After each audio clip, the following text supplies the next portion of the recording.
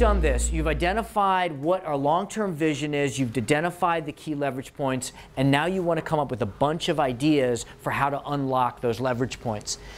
We move to the expand phase. Now the central question in expand is, how do great strategists see strategic options that others don't see? Now we can learn a lot about that by studying great chess players. This is Alexandra Kostanuk. She's the reigning women's world chess champion. And here you see she's playing a whole number of games, right? She looks at one, she sees the winning move, she goes to the next, she sees the winning move, goes to the next, sees the winning move, and when she's done, she repeats. Now she's going to win all of these games.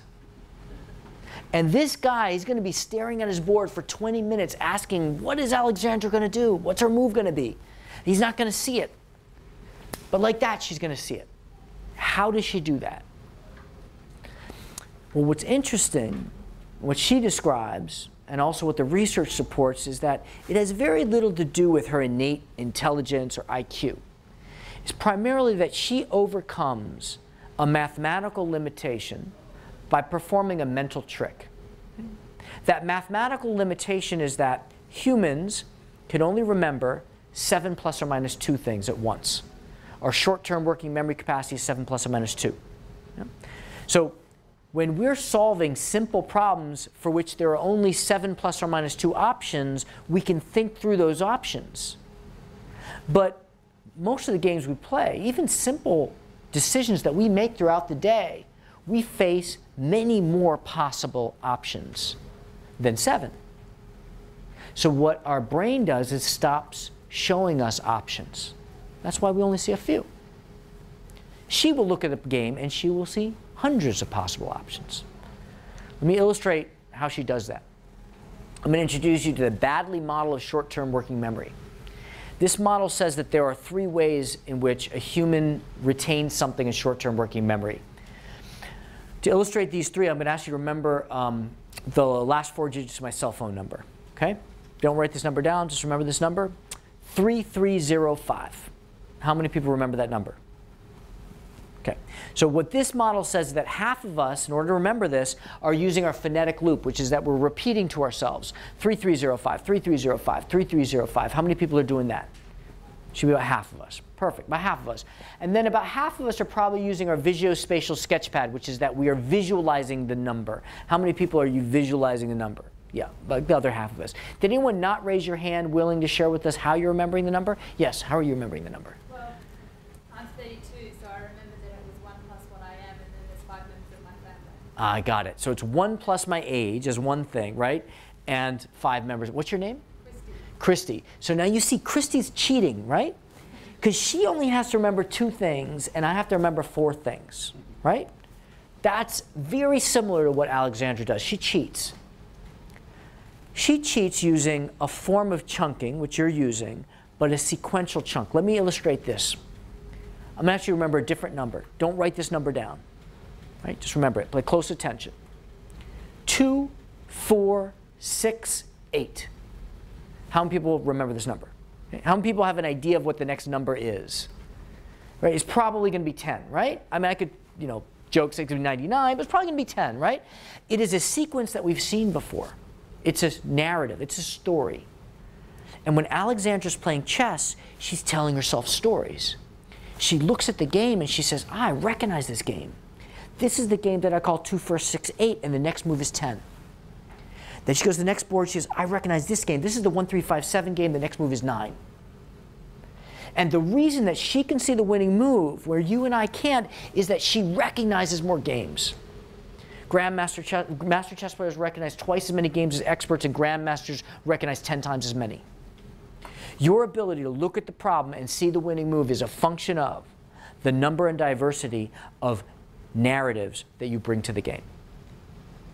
You kind of know this intuitively, because when you face a problem at work, I'll bet you don't ask, what do the 8 P's tell me to do, or what do the Porter's 5 forces tell me to do? You think, what does this remind me of? What game have I played before that this reminds me of?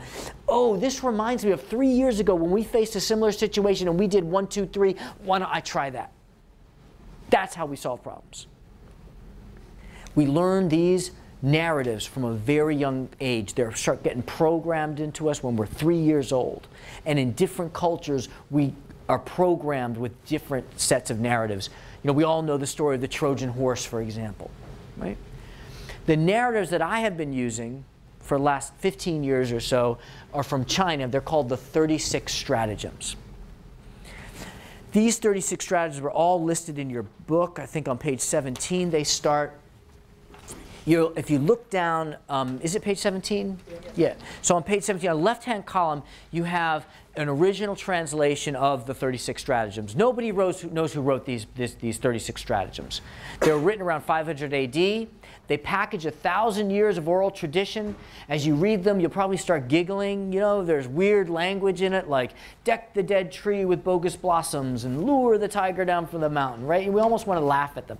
I spent the last 3 days with a group, and we were a lot of Chinese there, and when they saw these, they started giggling because they know these, but they've never seen them applied to business before. And I believe that they are really powerful tools when applied to business. I believe that these are a complete vocabulary for describing competitive interaction. And I believe this because I took 3,000 publicly traded companies. I looked at their 10-year average revenue growth rate, their 10-year average profit margin, their 10-year average value creation in terms of total return to shareholder. I looked for the 100 companies that consistently for 10 years grew faster, were more profitable, generated more shareholder value than their competition.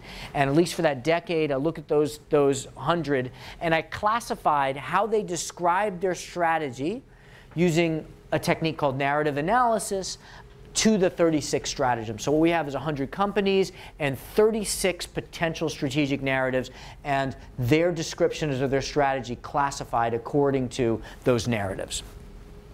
And what's interesting is you can see in different eras, different strategies dominate, and they evolve over time. And what we see, I did this, I think this is 2007 that this ended. What you see in the last 5 years is that there has been a change in the strategies that win.